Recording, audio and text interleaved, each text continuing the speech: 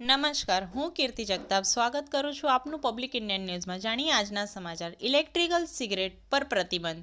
Anand Vidyanagar road ઉપર આવેલ આવિષ્કાર કોમ્પ્લેક્સમાં આવેલ ઉસ્તાદ શીશા નામની દુકાનના સંચાલક નૌશાદ શેખ નામનો ઈસમ સરકાર દ્વારા પ્રતિબંધિત વિદેશી ઇલેક્ટ્રિકલ સિગરેટનો વેપાર કરતો હોવાની બાતમીના આધારે તપાસ કરતા નૌશાદ મોહમ્મદ જાન મોહમ્મદ શેખ રહેનાર વડોદરા શહેરનો પોતાના કબજા ભોગવટાની દુકાન ઉસ્તાદ શીશામાંથી પ્રતિબંધિત ઇલેક્ટ્રિકલ સિગરેટ ₹7,500 સાથે મળી આવી હતી, જે police inspector Shri A.J. Ansari તથા police sub inspector S.O. Chaudhary તથા SOG ટીમ આણંદનાઓએ નશીલા પદાર્થોની ગેરકાયદેસર હેરાફેરી તેમજ વેચાણ કરતા ઈસમો ઉપર વોચ રાખી આવા ગેરકાયદેસર પ્રવૃત્તિ કરતા ઈસમો પર કાયદેસર કાર્યવાહી કરી ગુનો દાખલ કરવામાં આવેલ છે.